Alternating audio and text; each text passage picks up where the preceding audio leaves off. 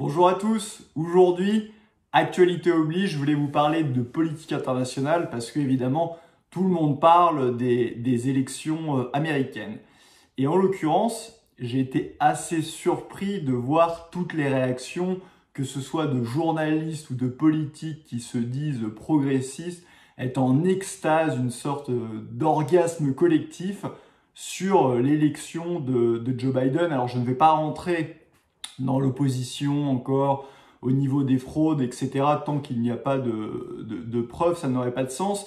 Mais comme les médias annoncent Joe Biden élu, je voudrais qu'on revienne sur qui est Joe Biden, parce que c'est pas quelqu'un qui sort de nulle part. Il a quasiment 50 ans de politique derrière lui, et il est plus que surprenant de voir, encore une fois, cette extase, le camp du bien qui aurait gagné avec Biden et le diable Donald Trump qui partirait. Alors évidemment, Donald Trump a des défauts, des manières qui peuvent choquer certains, donc on peut à la rigueur comprendre que des gens soient contents que Donald Trump parte, mais s'extasier sur l'élection de Joe Biden, c'est complètement lunaire.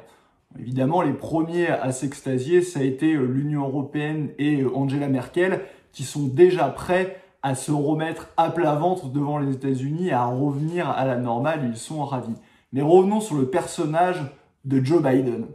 Joe Biden, faut pas l'oublier, c'est quand même quelqu'un qui a voté pour la guerre en Yougoslavie, c'est quelqu'un qui a voté pour la guerre en Irak sous George Bush, et c'est quelqu'un qui, sous Obama, a participé à la déstabilisation de la Syrie. Donc c'est un va-t-en-guerre total, et ce monsieur est d'ailleurs un grand ami de Dick Cheney, l'artisan de toute la déstabilisation du Moyen-Orient. Et donc, ces progressistes, dits progressistes, qui sont satisfaits de l'élection de Biden, j'aimerais bien les entendre dans quelques années, quand il y aura à nouveau des guerres américaines, voir ce qu'ils en pensent et quel est le progrès derrière ça.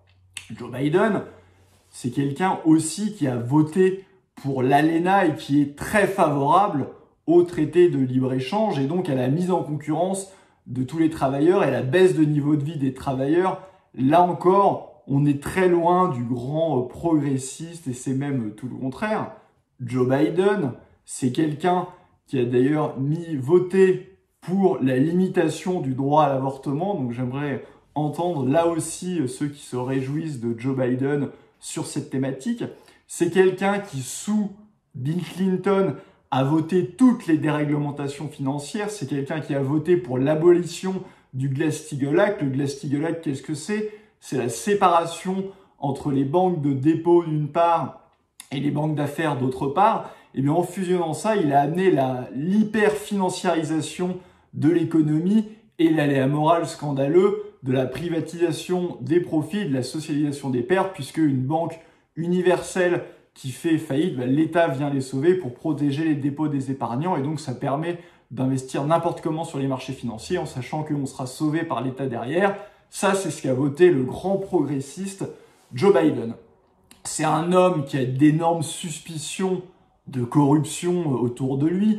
Il a soutenu à fond la société MBNA qui s'occupe des cartes de crédit dans le Delaware. Son fils, d'ailleurs, Hunter Biden, était déjà employé de cette société-là et il l'a appuyé à fond. Et vous connaissez aussi les soupçons de corruption en Ukraine avec, là encore, le fils de Joe Biden appuyé par Joe Biden.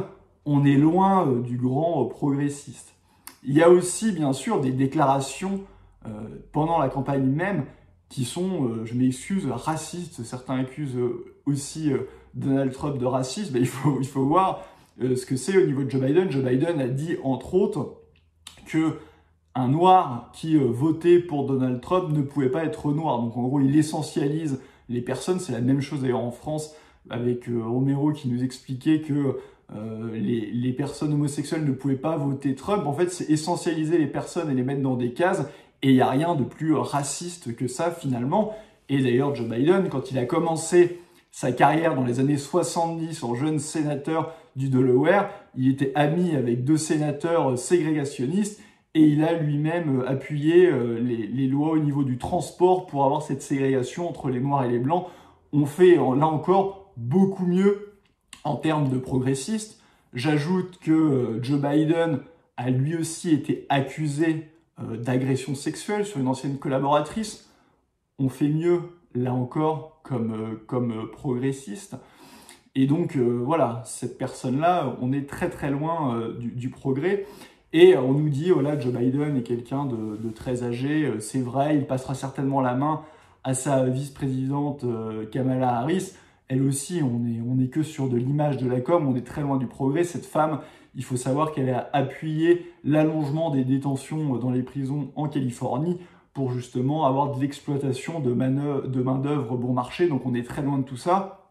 Et tous ceux qui s'extasient devant le camp du bien et le formidable Joe Biden, on en reparlera dans quelques années quand, au niveau du libre-échange, le traité transatlantique sera de nouveau sur le devant de la scène, appuyé par Joe Biden. Et bien évidemment, l'Union européenne se couchera comme d'habitude devant les États-Unis. Et on en reparlera quand il y aura des guerres déclenchées par l'administration va-t-en-guerre de Joe Biden et Joe Biden lui-même. Il sera temps à ce moment-là de faire le bilan et de voir s'il fallait vraiment s'extasier pour l'élection de Joe Biden.